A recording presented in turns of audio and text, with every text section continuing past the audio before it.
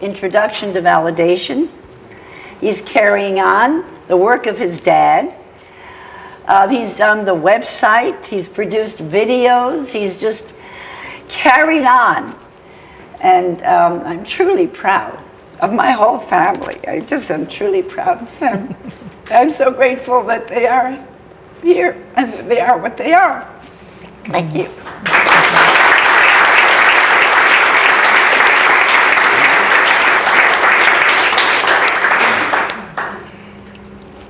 Do you want to say anything to Ed? Pardon? Do you want to say anything to Ed? To Ed? Did I not mention you? Yeah. I'm sorry. Ed is so much a part of me, and I don't want to thank me so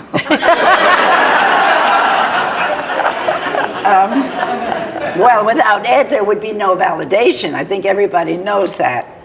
That it was his film, When Generations Meet, that we made in 1972. And the Office on Aging, which was just started by the state of Ohio, saw it. This was a film where I was training high school dropouts to work with the residents at Montefiore Home. And they put it on TV, and the head of the Office on Aging saw it, and she called me and said, I'd like you to do a workshop, because they were just starting training at that time on aging.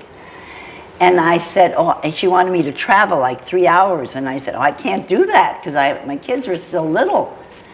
And I hung up, and she gave me her phone number. And I said to Ed, I can't do that. And he said, now you call her right back and you tell her that you're going to do it. And that's how it started. Back up a little bit and tell us how you met Ed. Oh. How that started. I had just been divorced and came with 2 little girls to Cleveland from New York, and my parents, who were the directors of Montefiore Home, Ed was a professional filmmaker, and they had hired him years ago to make a film, and they wanted to update it. So they invited the board of directors, because they needed their approval, to come to a dinner, and invited Ed to show the film. And I was sitting next to him, because I'd just come back from New York. And Ed asked me, do you go biking? And I said, sure, I go biking. I hadn't ridden a bike in, 15 years. I was about 30 then, and it was about 16 that I'd ridden a bike. So after I asked my mother, where's my bike? And she had kept it in the garage all those years. So I never saw Ed in long pants after that until we got married, because we always went biking. And that's how I met Ed. And then the board approved the film, and we made our first film called Where Life Still Means Living, film on Montefiore Home, in which Beth, the woman I wrote the script, and Beth, the lady, the heroine, had a dementia. She was time confused, and she looked out of the window and she said, oh, there I am. I'm 5 years old in my red dress. And Ed panned out, and there was Beth bouncing the ball, and I still have that red dress. Oh. And so she was in our first movie, and then Vicki was in our next movies, right? In the Inner World of Aphasia, where you said, Margie is dead. Sibling rivalry, huh? But anyway, remember that one? Mm-hmm. So that's how I met Ed. If it wasn't for that film, Where Life Still Means Living, people wouldn't have known about my work, because people saw that film, and then they called me, and I had groups, and they came from very far to see my groups. And then psychiatric hospitals and nursing homes and so on started to be very interested. Well, tell us more about your years at Montefiore, those years when you were working, what you learned and didn't learn, your struggle. Well, I was thinking of what else I learned. Well, I learned from Isidore Rose, but I think everyone might probably know that. The mistakes that I made, I had a very Freudian background, and I was trained as a group worker. At that time, the psychiatric group work, to work with small groups. They don't do that anymore. But anyway, I was trying to give insight to people, to get them to express their emotions. I was trying to analyze them in a sense. And one man whose name was Isidore Rose said my father was castrating him in the attic. And I was trying to get him to express his emotions, and he withdrew from me. Later, I found out that his father had locked him up in the attic, and that my father was a symbol of his father, but he didn't want insight. He just wanted to get out his anger. And very slowly, I learned that I had to give up a lot of what I had learned in school and accept the people where they were, and that just by listening to them. As Mr. Rose has, expressed his anger, he felt better. Did you have conflicted emotions about that? Here you had this academic background that said it's this way, and your real life experience is showing it's something else. It seems like that would be a tension in you. I think internally. there was. And for a while, I was very, I thought, oh, research and academia, because I was very academic as a young person. But then I went to a lot of conferences, and I saw them giving papers, the researchers. And I realized that these papers didn't have that much substance to them. They didn't fit the reality. They didn't. That you were living. And so slowly I gave up the academic stuff and started working with the people. Trusting what was happening. Trusting, that's right, trusting the people. So you said you wanted to tell us about how you left Montefiore. Well, that was sad. Yeah. And I looked for my old papers, and I found a paper where and this was scribbled, that said, Mrs. Goglick's clothes were torn, Mrs. Kessler didn't have her teeth in, and a whole big list of people that were neglected. And I tried, the administrator was, at that time in the 70s, had hired a new psychiatrist who was medicating everybody. And I couldn't even do my group because the people were sleeping, because they were medicated. And in the middle of my group, the nurse would come and take them out to give them more medications. And, I would bring, no one would give me any, like in a group you have refreshments, and it's very important because it gives people rolls. And I had to buy the refreshments, which I did. The administrator took them out of the refrigerator. And I looked for them, I went to get them, and they were gone. He took away my office. This went on for several years. So finally, in 1979, I wrote a letter to the head of the board saying I had to leave. And this administrator wrote me a letter back saying, we understand that you have to leave because of all your other commitments, because I had started doing workshops at that time. And I said, I didn't leave because of any other commitments. I would never leave the people. I love the people. I'm leaving because I can't work anymore because of the administration, because you don't care, you give lip service. But you don't really care about the people, and I can't work here. People were getting restrained. Mrs. Kessler, whom I worked with, I asked Ed, they were doing reality orientation, I think most of you know this, and I wanted to show that reality orientation didn't help the people. So I asked Ed to come and film my group, and he did, and you saw Mrs. Kessler, being restrained and saying, don't do that. And I showed this to the board. I only did that to show to the board, to show them how bad it was. And as punishment, the head nurse put Mrs. Kessler in a jerry chair and would not let her get up at all. And in just a week, she became a living dead person. And she always wanted to get out of that chair. And we have that on movie film, too. So I couldn't stay there anymore because she was punishing me by restraining the people. But it was after that film, which was where Life's Looking for Yesterday, the ombudsman saw the film, and they saw Mrs. Kessler pleading, and that's when they stopped restraining people. So Ed's films had a big impact on this whole business of restraints. And that was in the 70s. But then I had to leave Montefiore. I couldn't work there. So did you keep working with residents for a little while I after that? did. I worked in 2 nursing homes as a group worker, and we put on plays. I used the drama and so on. Yeah. But then I started doing more and more workshops. So tell us about going on the road and what memories come to the surface. I see you've got an interesting note there. Which one? It says, well, first, let's talk about how you already mentioned that how word of mouth got around and you started getting speaking engagements. How did you get to Canada? Well, I did a workshop in America. It was a national conference on aging, I think, and there was a Sister Giovanni Burroughs from Vancouver, and she saw me, and she called me, and I went. This was a Catholic home, and I stayed there. I stayed with the nuns for a while, and that was a lot of fun. Really? We drank a lot of wine, and I was there on Halloween. Oh, my. It was, Really? Yeah, right.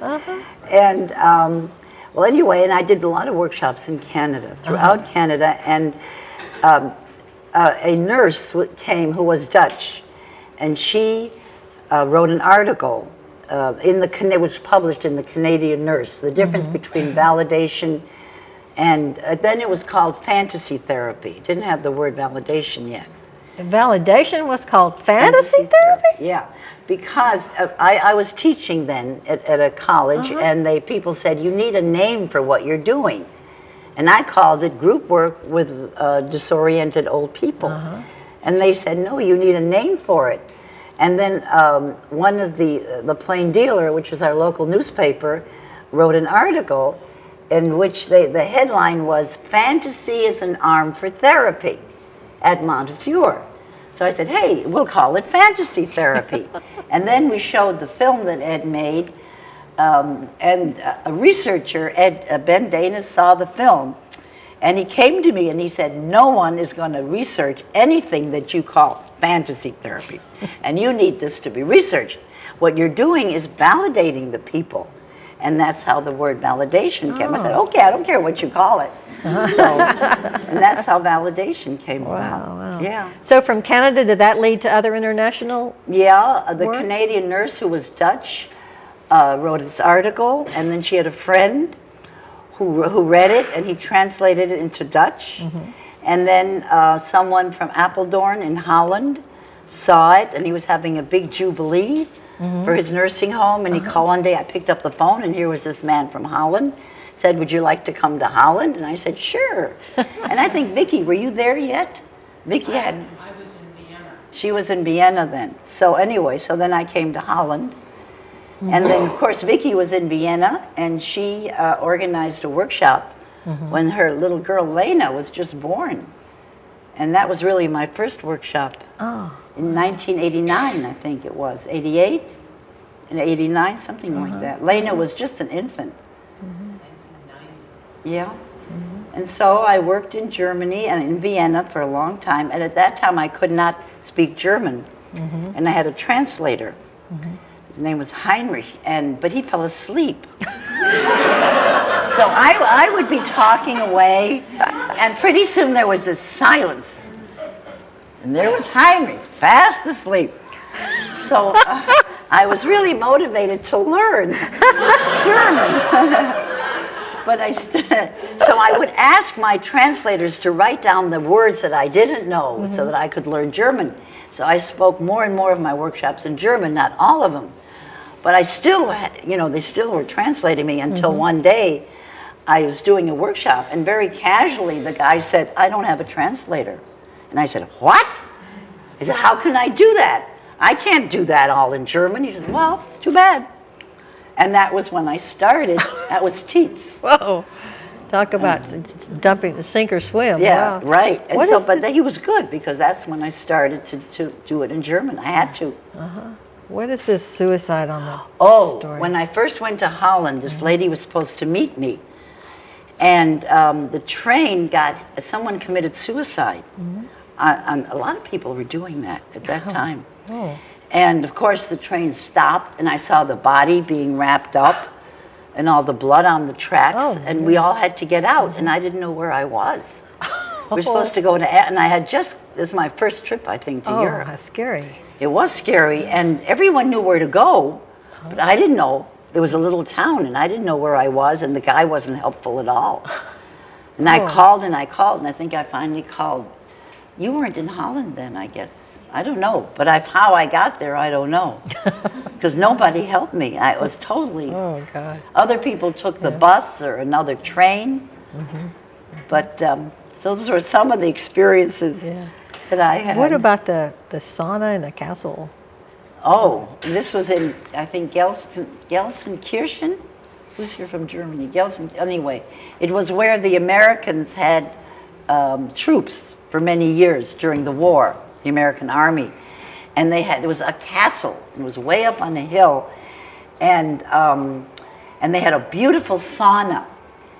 And so I went into the sauna, and I was having a great time. And I took all my clothes off, and I hear these two GIs talking from a distance, and they were coming closer and closer. And I thought, what am I going to do? I didn't want them to see me naked. I was much younger then. So I said, this is not a place for our Americans here. You must go away. And they went away. So I was safe.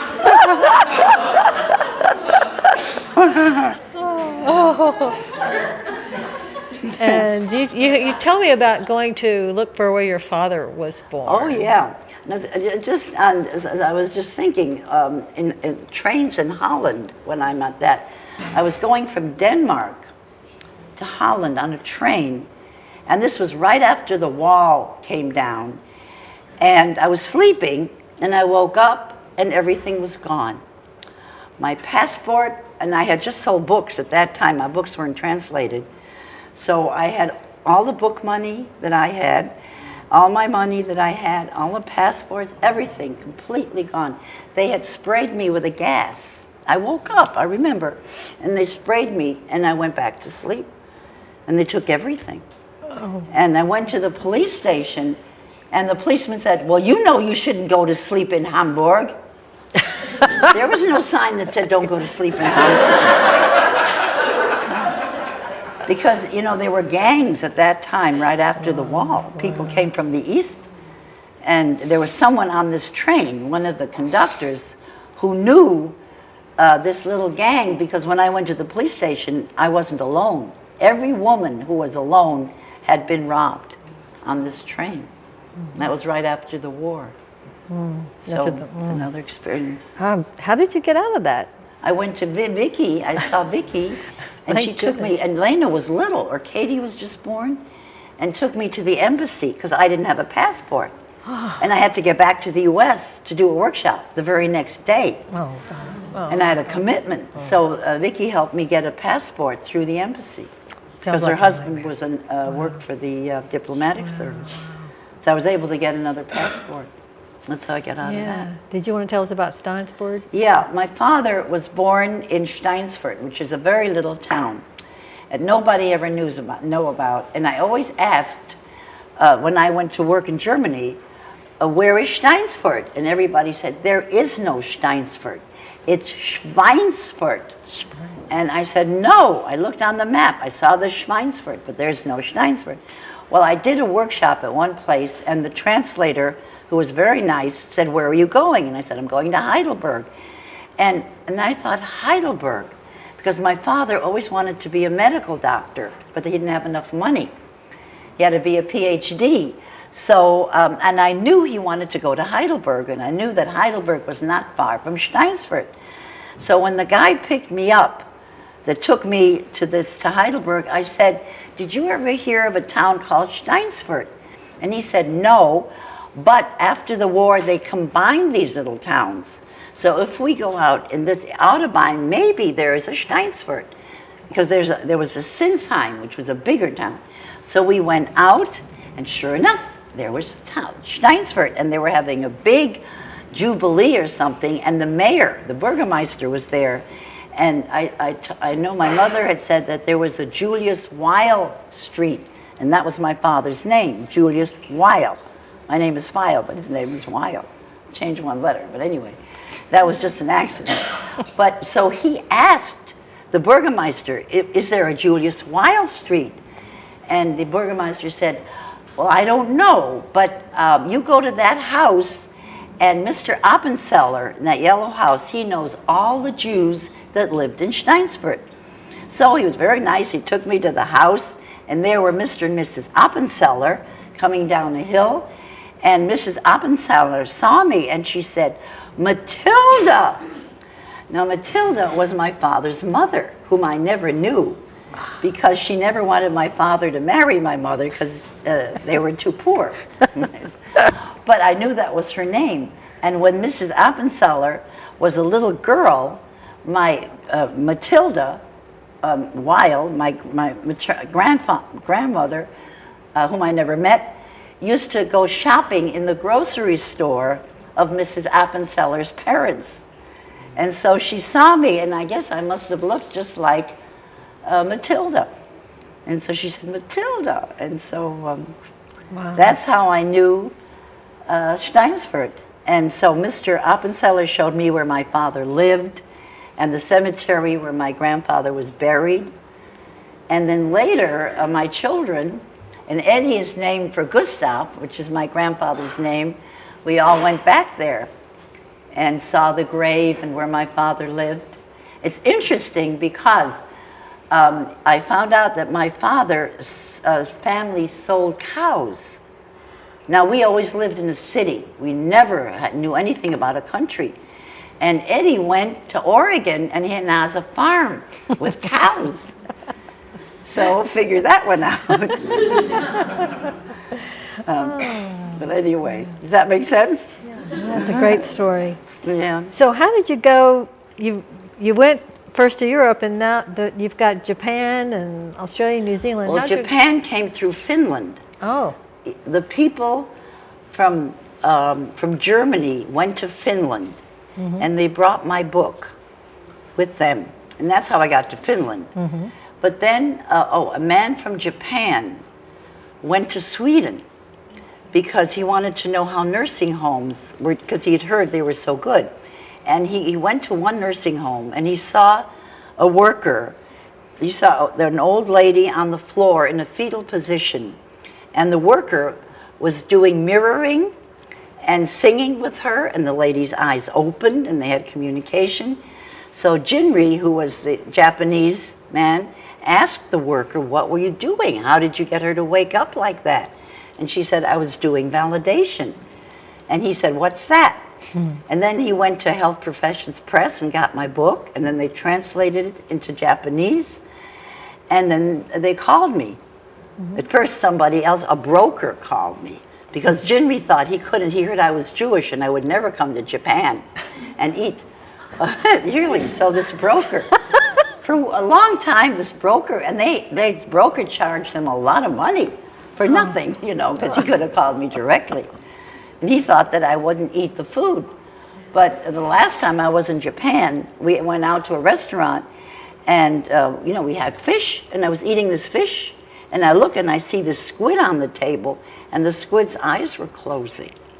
It was alive. And I said, I just ate a fish and it's still alive. And they said, very fresh, Naomi-san, very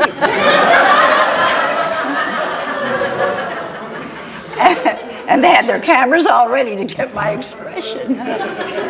So I eat live fish. Tell us about the Australian, the side trip, and then I'm going to turn and ask the audience to share some stories. Well, I was in Australia, and the man who had hired me had another job. So he said, you can't go on anymore here. And I had a ticket, and it was a frequent flyer ticket, and I couldn't leave earlier. So he said, well, go to Indonesia. It's cheap, you know, and you'll have a lot of fun. So I went to Ubud, which is in Indonesia, and they gave me a little house way up on a hill. And I went there, and I heard these noises, like that. And I asked, they have a houseman, and I asked, what is that noise? And he said, well, if you meet me at 4 o'clock in the morning, but you have to wear, he made me wear the sari, and I will show you, but don't tell anybody when you have to go very quietly out, and I'll meet you outside of the gate. And you did that? I did it. I went very Does she have guts quietly or no? outside of the gate, and there he was. I'm trying to think of his name. But at any rate, and we walked for many miles, and we saw the sun come up. We walked through all the little towns, little villages, and where the cocks were crowing, and the men were getting the cocks ready for the big fight, which was really terrible. I saw the fight where they slash so that they can fight each other. And the dogs were barking, and he told me that the dogs were barking because I was white, and the dogs could smell that wherever we went, all these dogs started barking. But I saw the ladies come up, the young girls with the water on their heads, carrying the water. People were just getting up. It was really, and then they have this, they have pigs, which they revere. And there was this trough in the middle as you're walking, so that the pigs could have water. And I had this long sari thing, and I was walking, and I fell right into where the pigs fall. It was soaking wet. So he took me, this guy, to his family, and they took all my clothes off. But at that time, the women didn't wear clothes; they just wear bottoms, but no tops. And I was sitting there, and his wife was fanning me and drying me off. And we did finally get to where all this noise was. And what it was, hundreds and hundreds of farmers were going, hey! They were hitting the birds who were taking their rice, because their rice had just come up, and the birds were getting at the rice. So they had these long sticks, and they were yelling, hey, hey! And that was the noise, which had filtered through all these miles. Wow. And that was that story. It was a really nice time. So let's change pace, yes? We forgot Ed's video. Ed's video. Okay. Naomi's life, Ed's video. Uh-huh. Okay, you want to show it now? Okay. Go before that. I guess I'm on. I guess you're on. Sorry, I didn't have that on my notes. I'm sorry about that.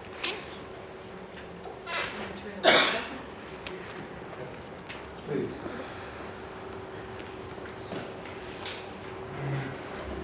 I like to see.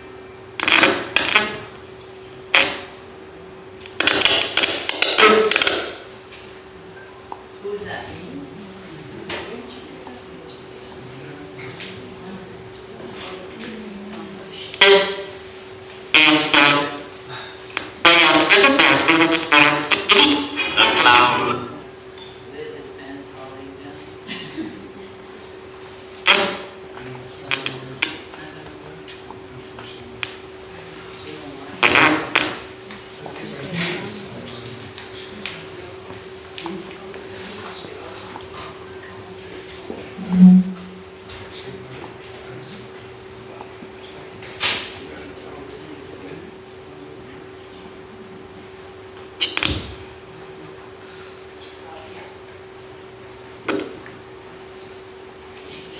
there a mic? Is there a mic for those speakers? There's a mic. No?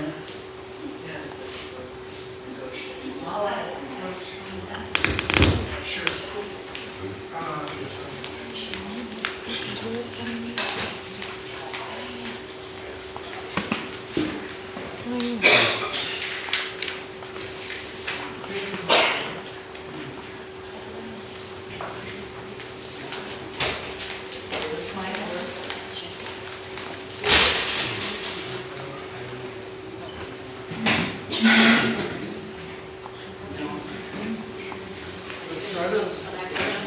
Okay.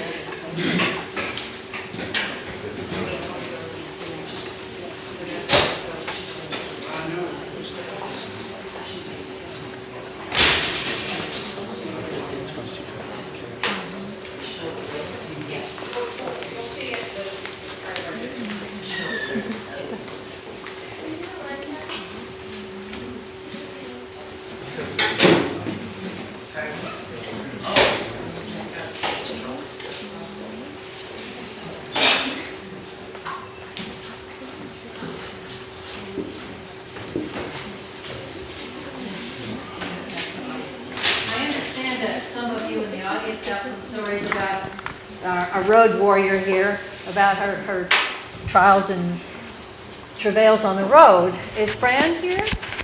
Yeah, would you like to start? I don't know if this is specific to road. Can you hear me? Why don't you come up here? Here's a microphone, maybe this one. If you stand by her, you can speak. No, I can give it to her. Well, can I do that? It's okay. You hold on to that one. I'll hold on.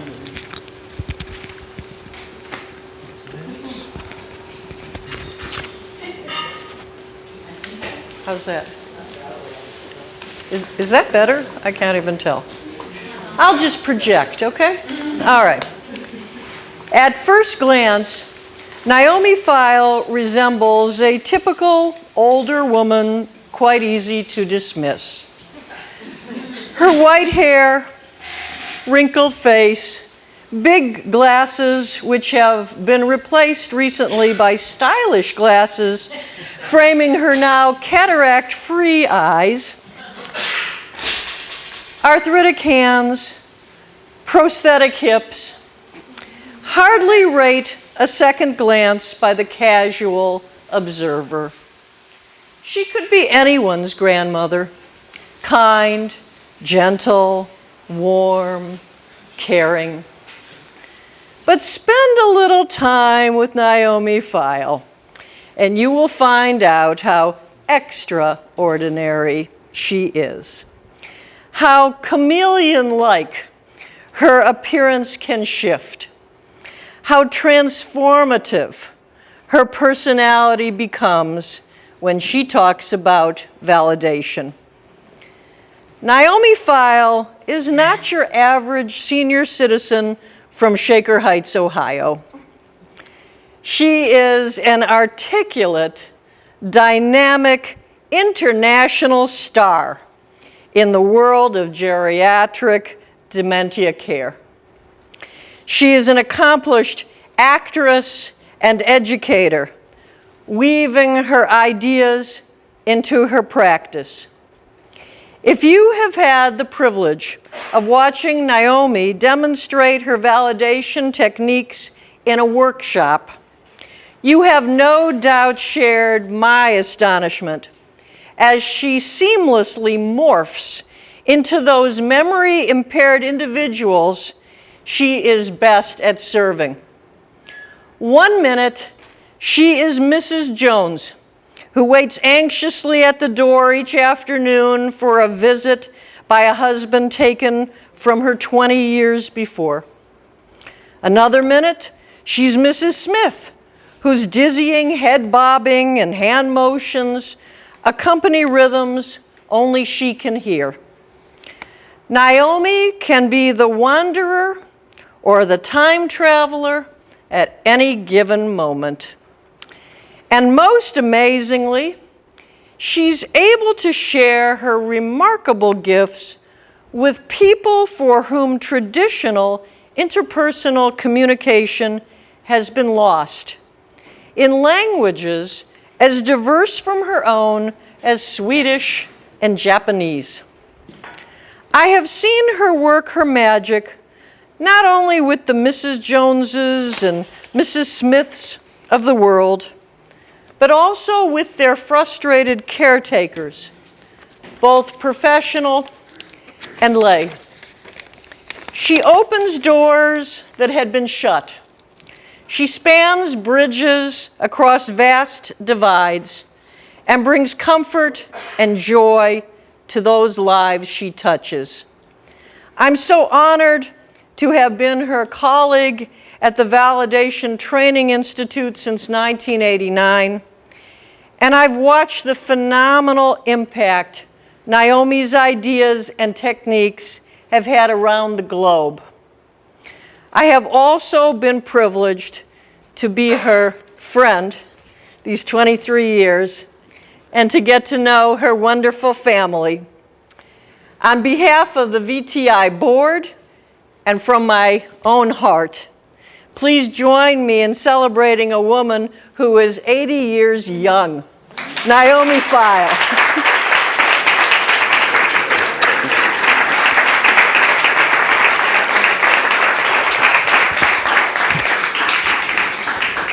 Thank you for that tribute, Fran. Does anyone else have a story, a memory they'd like to share of when Naomi was in your town? Did you have something about Scott you wanted to? Well, Scott Averill over there and Jennifer, I think Scott knows as a wonderful story of how he first met me. But I remember he asked me to do a workshop somehow, and then I didn't hear from him. Then I called him one day, and I wasn't sure I wanted to go, and he said, well, you can come to Leavenworth, because there's a big prison in Leavenworth, Kansas. I said, okay, I want to see this prison in Leavenworth. And, do you remember that conversation? I do. I'll share my story really briefly. I was a new administrator, knew hardly anything, and I had begun working in a facility, and Jennifer Carpenter here was our activity director. And I saw a conference, and I asked Jennifer if she wanted to go to that conference, and she did, and it was like a 2 or 3 day National Activity Directors Conference, as I recall. And she comes back, and she comes marching into my office, and she has a book in her hand, and she slams this book down on my desk, and she goes, you know that conference you sent me to? And I'm like, yeah. And she said, this book, I saw this lady, and she wrote this book, and she was crazy. She was just crazy, but what she said made sense. And I think I know what we need to do with Josephine and Edna and Nellie and the names of our confused residents. And being the good administrator that I was, I didn't read that book right away. But a little later, when I was leafing through the book, I literally was just going through the pages, and there was a phrase on one of the pages that just like jumped off at me. And it was the simple phrase, you must be firmly grounded in your reality so that you can freely travel in theirs. And for me, that was a light bulb that just opened up a whole new world for me. Because I personally, was frustrated working with our confused residents. I saw many of my coworkers who were very frustrated, and we began, we asked Naomi to come to the prison and lead a workshop, and that just, led one thing to another. Jennifer and I started leading a group, and we just saw this amazing transformation. And I remember somehow the local journalist from the Leavenworth paper came out, and and sat in one of our groups and took, literally right in the middle of the group, and I remember her taking pictures, and she calls me late that night, like 11 o'clock, and she goes, "That was the most incredible experience." And she was like gushing with all these words, and she goes, I thank you for, inviting me. And she comes out, and there was a paper, I think it was the Sunday paper, the biggest day publication, and it's a banner headline about, validation, and it was a great article of me sharing her experience. So, Thank you. the last thing I want to say is I've been in this field now for 23 years, and I've said this to many, many people, and I just want to say it here in a public setting. 23 years I've been in this field. I would not have been in this field for 3 years had it not been for letting it cross you, Naomi, and your work. So thank you very much for my career.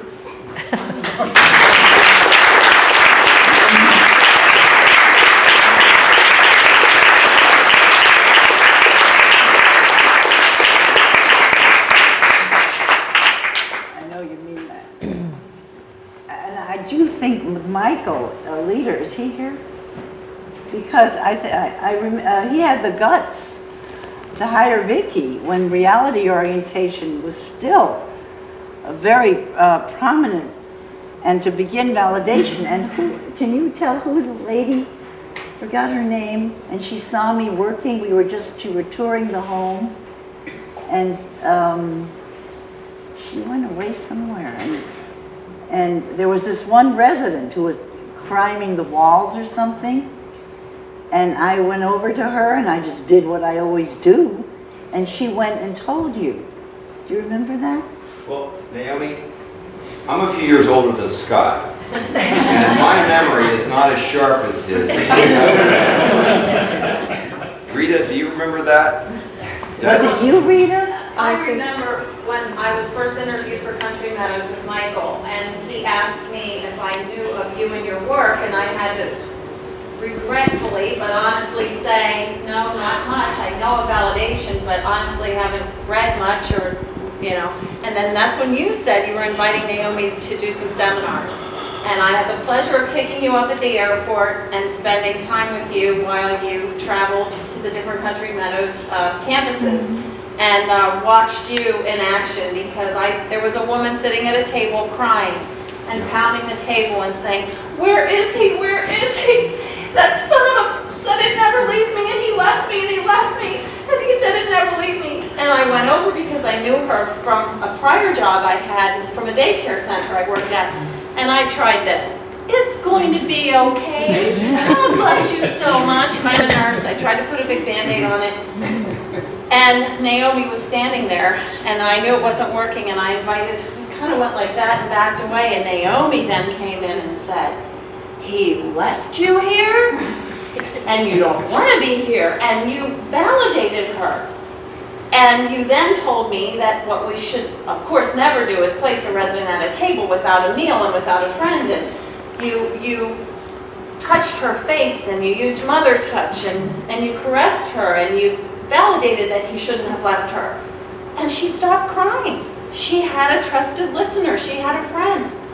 And as I walked away, or started to, you then looked around and found a resident that sort of just walked around like this all day and never spoke. Walked over to him and said, sir, can you help me?" And he raised his head. And I bet you were the first person that asked him to give help in years. And you said, "This lady is missing her husband. She needs someone like you to sit with her."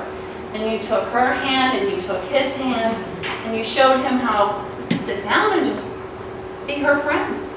And as we walked away, I was a bit skeptical about that, I must admit. This might last about a minute and a half. But you toured the rest of the floor, and as we were ready to leave, I remember I ran back to see, and there he was. It's still there. Wow.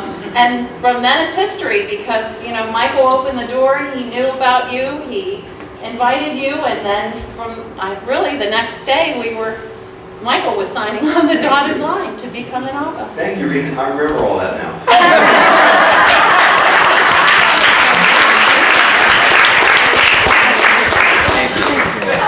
I just want to say, our family this year is celebrating our 50th year in the senior living profession.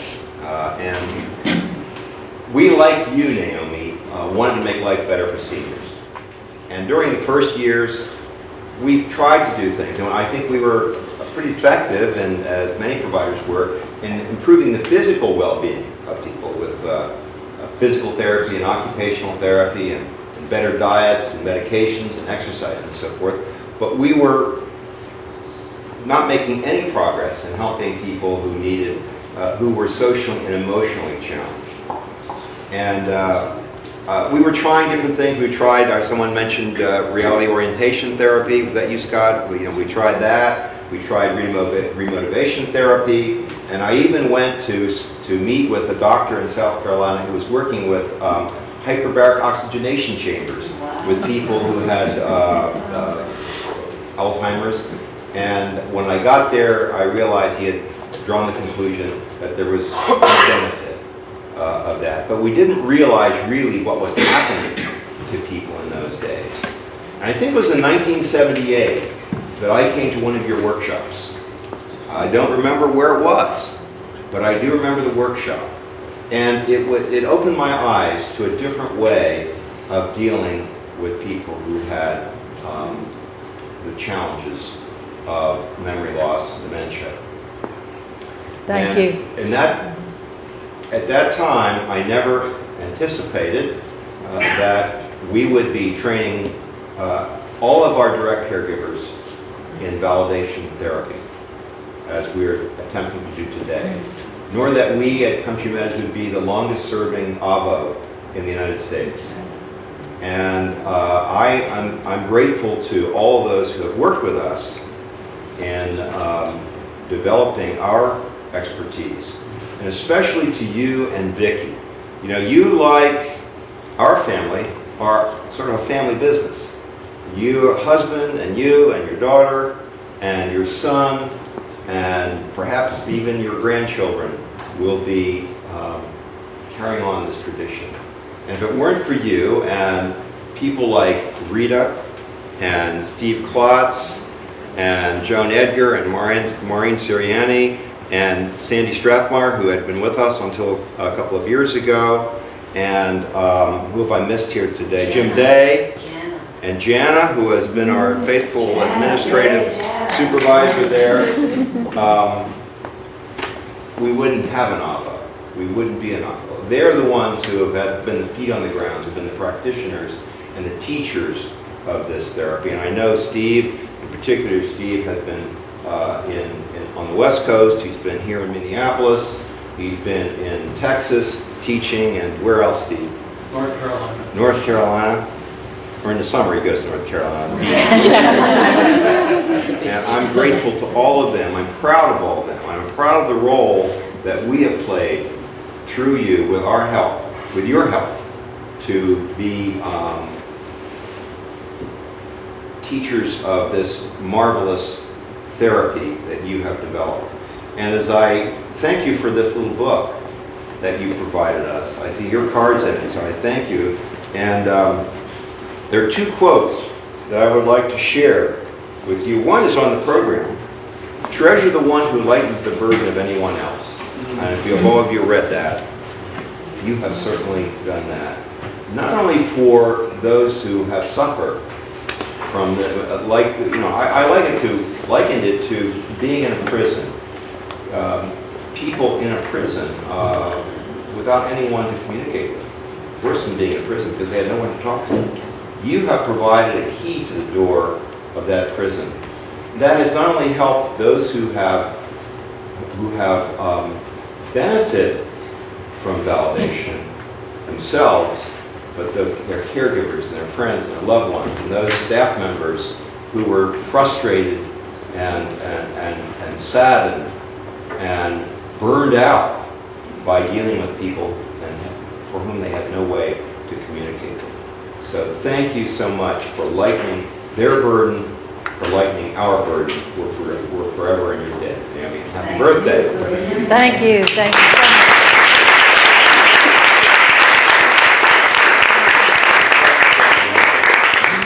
We're slightly over the broadcast time, but before we close that, I want to turn the floor over to Steve.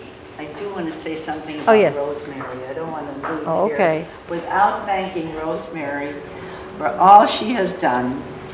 And she has really taken Mrs. Goglik and Mrs. Kessler and Florence Liu, her real name Florence Liu, into her heart and has given these people life. You have done that. And it's like something blossoming and growing and growing. And I do want to thank you. Also want to thank Paula, because this was way in the beginning when I was doing a workshop for the Adult Protective Well, you're talking about El Paso or in El Paso. APS? Yeah, say what you did. Well, I encountered her in El Paso, and it made, all of a sudden, it made me understand, we need this, because we were working with adults and elderly people in the community who had dementia, and we had no clue what to do, and this was a way to find out what was going on and to relate to them. So I brought her back to Texas to train our staff in adult protective services. And she brought me to the Great Panthers. And we brought her back Wow. to Texas every year or two for about 20 years. People take me to the airport. They were in their 90s. And I had to be at the airport 2 hours, 3 hours. So the oldest person with the worst eyes. And deaf. 10 and minutes total. before. And he would be driving, and I said, we have to get there. And he says, whoa, Nellie, whoa.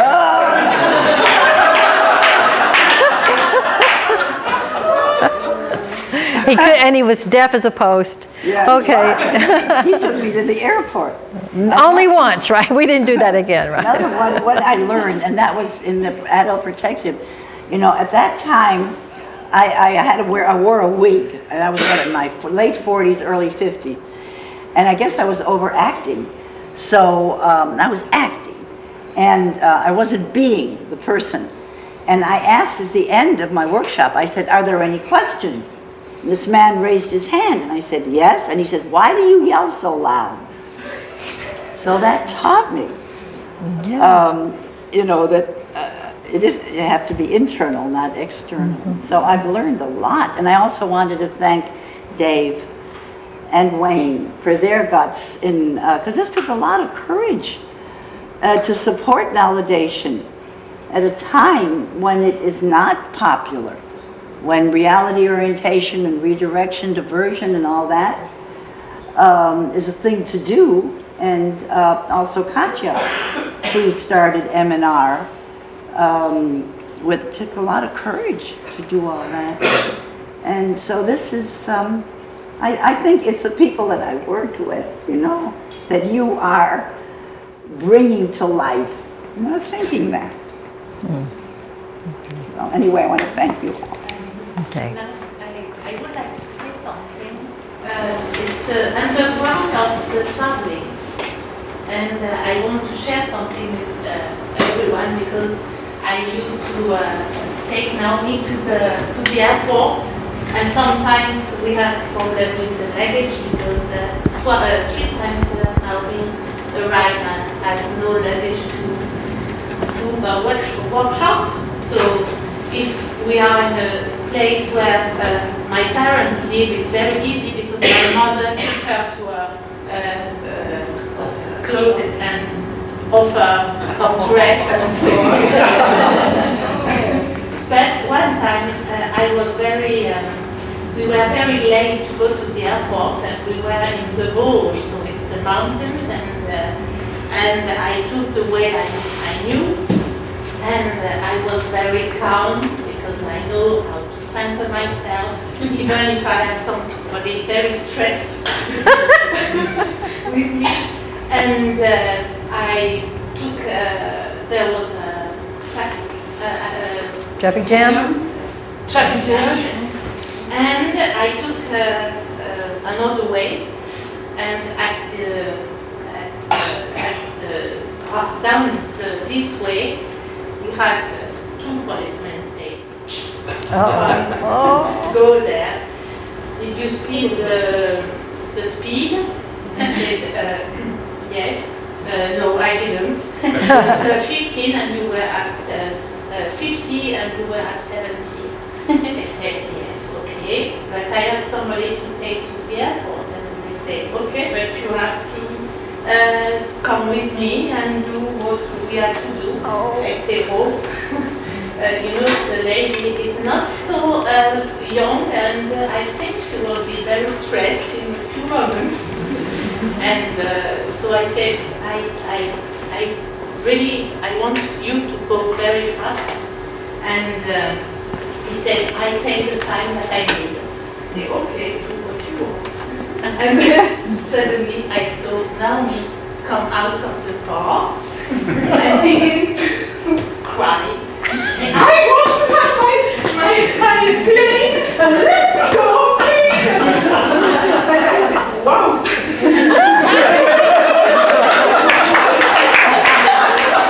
You know, on the road.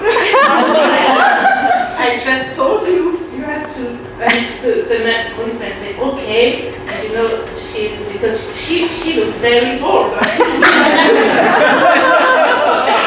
So I said, you will see, she cannot say, but can you calm her? I said, no.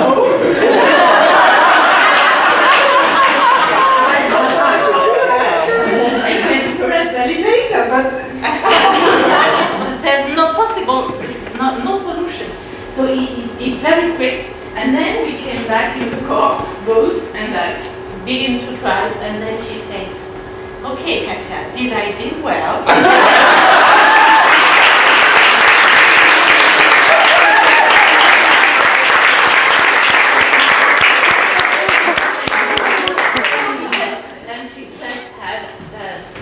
I stopped at the moment because I was afraid it took me to the jail. Wow, go ahead, Steve. Thank you for all you've done, and it's a real pleasure, and you learn so much to us, Frederick and me, and you taught so much. Excuse me for my English, but it's really a big part of our life, and Anna knows that very well. Thank you for sharing. I began with validation. I'll just say a couple words now, and I'll say the other things that I have toward the end of the dinner program. We'll transition to that here in just a moment. You realize that everyone who is here is, many people have come from a distance. All of us have put up with some technical problems this afternoon, and that happens when you try to put together something that's big and impressive, because we want to impress you. Last night at the Nava dinner, you said something like, you all have made my life worthwhile. We're here because you have made our lives worthwhile. And I'll say more about that later. So thank you, and I'll turn it over to Rosemary. I see that we should have had a weekend of celebration. So it was very, very short time for me, and I looked and it's 4 o'clock, and people were asked to be here to provide supper for us, so they have fulfilled that. But what I have on the table there, the people that were on the call, the conference with us, and some that couldn't be, we extended to them the opportunity to send a message to Naomi. And so these are in this book for you, and a number of photos as well. And with that in mind, and I thought we had more time, but you can find time maybe in between here. I'll bring some paper to your table and a pen, and this book we'll put over there, and there's a little more space over there.